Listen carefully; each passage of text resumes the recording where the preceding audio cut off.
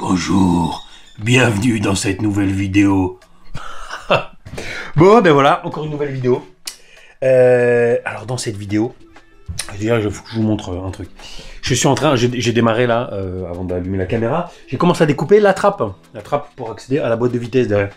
Parce que j'avais reçu plein de messages qui me disaient « Mais Juju, mais si tu poses ton plancher sans faire de trappe, tu pourras pas accéder à la boîte. » Non mais les gars, vous inquiétez pas, vous inquiétez pas. Je réfléchis avant de faire les choses quand même. Hein, vous me sous-estimez en pensant que j'ai oublié la trappe. Voilà, donc la petite trappe. Ici même, j'avais déjà fait les traçages dessus pour découper. Voilà, donc là j'attaque parce qu'en fait je vais poser le lino à l'arrière. Je pose les linos et je crée tout de suite comment ça s'appelle, la mezzanine à l'arrière. Voilà, puis je vais finir aussi le plancher bois au fond. Et voilà, donc en fait j'ai fini la cuisine, je vous ai pas montré, hein. Fini avec le plan de travail, j'ai posé l'évier et tout. Voilà, j'ai commencé la plomberie. Mince, je filme pas au bon endroit, il me reste les raccords à faire, à raccorder la machine, mettre la plaque ici pour absorber les vibrations, et puis voilà. Hein. Et là en fait ici, comme il y aura la plaque de cuisson, j'avais pas prévu de mettre de tiroir, j'avais juste commandé la plaque pour la mettre fixe, mais en fait en mettant un tiroir comme ça ici, il y a largement la place pour la plaque de cuisson pour qu'elle puisse refroidir. Parce que comme vous le savez, si je l'ai dit je crois, je vais mettre une plaque en induction. Voilà, puisqu'on aura une centrale nucléaire solaire sur le car. Donc bah voilà. Donc comme vous avez pu voir dans la vidéo précédente sur la batterie lithium, il y aura de l'énergie disponible. Voilà, bon allez, je pose le scotch là parce que c'est le lino, moi je le colle pas. Je le colle avec du scotch double face parce que alors c'est peut-être avec le soleil, ça accroche peut-être pas aussi bien que la colle, mais au moins tu peux l'enlever plus facilement si tu as besoin de l'enlever. Voilà, donc je vais bien quadriller tout le sol et puis je vais poser le morceau de lino. Hein. Allez, je vous montre ça quand c'est fini. Bon allez, je reprends la caméra quand même, j'ai abusé là, j'ai fait plein de trucs et j'ai pas allumé. Allez, je vous montre. Bon, déjà, au fond, ça y est, le lino est posé. Bon, c'est un lino qui rappelle, il est un peu différent de celui qu'il y a devant, mais il rappelle un peu les couleurs. Hein. Voilà. Au fond, pour l'instant, j'en mets pas. J'attends de voir. Vous verrez pourquoi plus tard. Ici, j'ai découpé ma trappe. Là, vous voyez, pour accéder à la boîte. Top, donc j'ai collé le lino. Là, il faut que je mette une petite baguette en alu, tout le tour. Voilà, j'ai fait la finition un peu au fond, là, autour. Il me reste en bas à faire, il me reste quelques petites bricoles à faire en finition en bas. Mais pareil, je les ferai après. Là, en fait, je suis en train de m'attaquer. Parce qu'en fait, c'est vrai que je vous ai pas expliqué. Je vous ai pas expliqué qu'est-ce qu'était mon objectif à l'arrière. En fait, à l'arrière, en fait, même dans le car entièrement, je me suis dit, ce que je voudrais, c'est que ça soit du modulable. C'est-à-dire qu'en fait, vous avez la cuisine, qui est fixe, ok, puisqu'en plus, il y a l'arrivée d'eau et tout. La salle de bain, donc avec la douche et la petite salle de bain qu'il y aura ici, qui sera fixe. Et en fait, tout le reste, je veux que ce soit modulable. Le frigo, le canapé, je veux qu'on puisse le déplacer comme on veut. Ici, dans la chambre, il va y avoir un lit superposé là, il va y avoir un lit double au fond, il va y avoir une étagère sur le côté là, une penderie de l'autre côté, etc. En fait, je veux que tout soit modulable. Donc tout sera fixe, mais modulable. C'est-à-dire qu'en fait, là, pour le lit superposé, au lieu de fabriquer un lit superposé et le fixer à la cloison, etc., j'ai acheté un lit superposé tout fait, vous allez voir qu'il est vraiment pas mal. Bon, le budget c'est un peu plus cher, mais hyper bien fini. Et en fait, ce lit superposé, je vais le monter, je vais le positionner, je vais le fixer avec quelques points d'ancrage et je vais mettre une cloison. Si vous voulez, je vais faire une cloison ici et à l'autre bout du lit superposé, des cloisons qui s'enlèvent. Vous allez voir des cloisons coulissantes en fait. Donc le lit superposé, il sera là, mais il sera démontable. C'est-à-dire que en enlevant les deux points d'accroche qu'il y aura au lit superposé, on peut sortir le lit superposé et le positionner ailleurs. Pareil pour le lit double. Le lit double, en fait, je suis en train de fabriquer une mezzanine. Et vous allez avoir une mezzanine qui fait toute la longueur du fond sur 1,40 m. Vous allez avoir sur les 2,30 m de long sur 1,40 m de large. Ce serait une mezzanine qui sera 1 mètre de haut. Voilà. Mais je fabrique la mezzanine, je viens la positionner, je la fixe au sol, et après, je viens plaquer autour. Ouais, je ne sais pas si c'est très clair ce que je raconte, parce que moi j'ai toutes les idées dans la tête. Mais en fait, l'objectif, c'est que si je le mets en vente, je veux que les gens qui l'achètent, je veux qu'ils puissent moduler. C'est-à-dire que si vous voulez, si c'est un couple avec un couple sans enfants qui l'achète, ben, je veux qu'ils puissent enlever le lit superposé facilement. déplacer le lit double par exemple, mettre une plus grande penderie, etc. Vous voyez, un truc modulable. Je me dis, c'est depuis le départ, je me dis c'est le top. Et d'ailleurs dans l'Iliade, après avoir fait le voyage, il y avait des petits trucs qu'on voulait modifier. Bon, on l'a vendu donc on l'a pas modifié, mais en fait on a vu que dans le voyage il y avait des trucs qui n'étaient pas forcément pratiques et qu'on aurait bien voulu modifier. Donc je me suis dit, bah, à faire un nouveau car, faire quelque chose de modulable. Vous allez voir, hein, vous allez voir.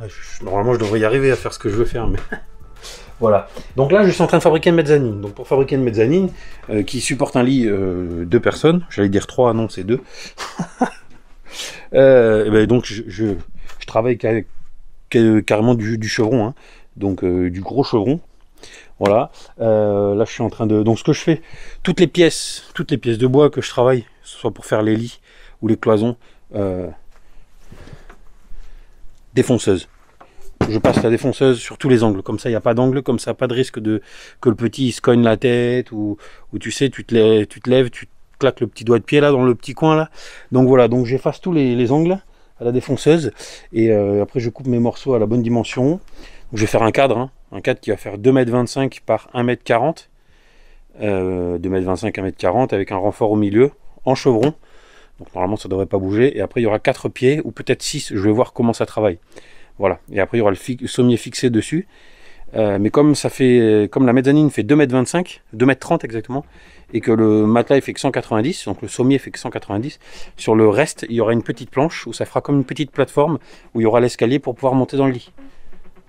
Je suis sûr qu'il y en a qui suivent déjà plus. C'est normal, même moi je suis plus trop là. Allez, je vous montre, je continue mon travail du bois, je vous montre après pour le montage.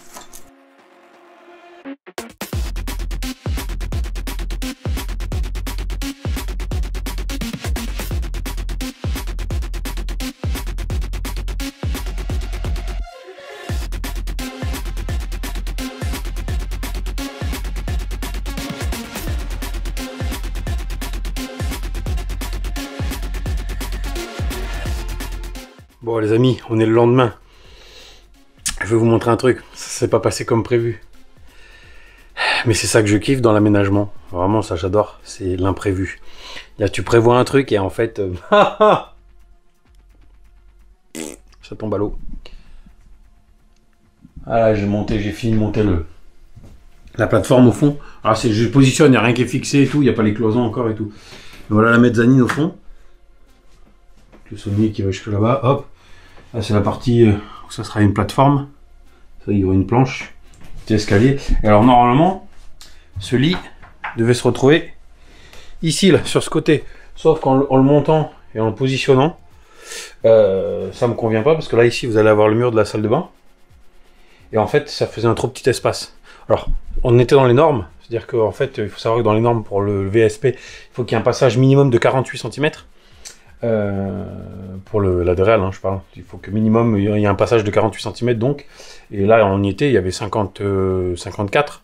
Mais voilà, moi je trouvais personnellement, je trouvais que ça faisait trop serré quoi. Et bon, enfin voilà, on n'aménage pas un quart de voyage de 12 mètres de long pour se sentir serré quoi. Et moi ça me convenait pas, voilà, ça me convenait pas. En passant pour aller dans la chambre ou à la salle de bain, où il faille passer dans un truc tout étroit. Voilà. Donc du coup, je me suis dit, merde, comment je vais faire? Ça va pas. Et en fait, bah, le principe justement de rien avoir de fixe, enfin de faire du modulable, comme je vous expliquais avant, bah, c'est de pouvoir changer. Donc du coup, le lit superposé va se retrouver ici. Voilà, comme ça. Alors le problème, c'est que là, ça empiète sur ma salle de bain.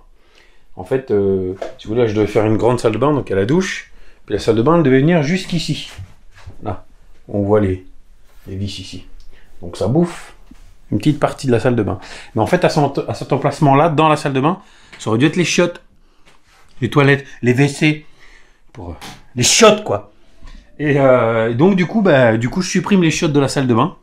Et en fait, la salle de bain va s'arrêter ici. Là. Il va y avoir une cloison qui sépare le lit de la salle de bain. Et donc la salle de bain, on aura la porte ici, là comme ça, là il y aura la douche, et là on aura la petite vasque avec le lave-main, et puis des porte-serviettes et tout le bordel quoi, dans la salle de bain. Mais du coup, la salle de bain sera plus courte. Et vous allez me dire, eh ben oui, mais du coup t'as plus de toilette. Et non, il n'y a plus de toilette. C'est terminé. Moi j'ai dit aux enfants, si on monte dans le bus, on boit pas, on mange pas. Interdiction d'aller aux toilettes. Vous urinez intérieurement. Non, ben non. T'imagines, toi? Remarque, si j'avais lu un truc un jour comme ça, un moine, ou je sais plus quoi aussi, un moine tibétain, qui quoi? Oui, qui a pas uriné, qui a pas mangé, qui a pas uriné pendant des années. Parce que c'est vrai, je sais pas, mais ouais, ça me paraît probable. Bref, et donc du coup, je vais les faire ici, les toilettes. Ici, il va y avoir une cloison, un mur, et derrière le mur, il y aura la toilette. Ici même, voilà. L'objectif, c'est de, tu vois, de là, du coin où il y aura la cloison, à ici les vis, et à 75 cm, eh ben, il faut que je fasse rentrer les chiottes ici. Voilà. Alors, ça va être un petit toilette, hein. Mais voilà. Et donc, du coup, à partir d'ici à peu près, jusque là-bas, ben ici, je vais faire fabriquer une penderie, des meubles de rangement, une penderie. Ici, il y aura une petite commode pour ranger des trucs, et puis voilà, quoi. Et puis là, le petit escalier ici. Il va falloir que je vois comment faire pour rentrer l'escalier là, que ça gêne pas la commode là, et surtout que ça gêne pas l'entrée pour aller dessous. Parce que vous allez me dire, dessous, mais qu'est-ce que c'est? Eh ben, dessous, en fait, c'est soit une chambre. À la base, moi, je me suis dit, si je garde ce quart, ça va être la chambre du petit en bas. Donc en fait, tu me fous un lit là, comme ça, un sommier avec un matelas, et puis derrière, ça fait des petites étagères, quoi. Voilà. Donc, eh ben, ça peut faire office de rangement, ça peut faire une chambre, ça peut faire un peu ce qu'on veut. Hein. Voilà, une cave pour les pour les alcoolos. Enfin voilà. Donc, donc je pense que je vais mettre tout ça comme ça. Voilà, donc là il me reste à bien positionner, bien calculer pour tout. Et puis une fois que j'ai fini de calculer, je vais bien fixer ça Donc point d'ancrage dans le sol, hein, pour tout, contre les cloisons, je vais voir. Et après je vais faire mes cloisons. Voilà, je vais faire mes cloisons de séparation, parce qu'ici ce sera fermé, hein. Ça reste pas ouvert comme ça. Hein. Là, la chambre adulte, ça sera un petit cocon, ça sera fermé, il y aura une cloison qui ferme complètement. Sauf ici pour le passage, pour monter à l'escalier. Et pareil, le lit superposé, c'est pareil. Donc ici, il y aura une cloison jusqu'en bas, hein, là. Et puis ici, forcément, il y aura une cloison qui séparera le lit de la douche. Et après, je mettrai un système avec des rideaux pour qu'il puisse fermer. Voilà. Et ça, c'est le lit superposé. J'ai plus le nom, mais j'ai trouvé ça pas mal parce qu'en fait, au lieu d'avoir des pieds où on perd de la place au sol, vous voyez, c'est pas haut là. Ça s'appelle comment celui? C'est un lit.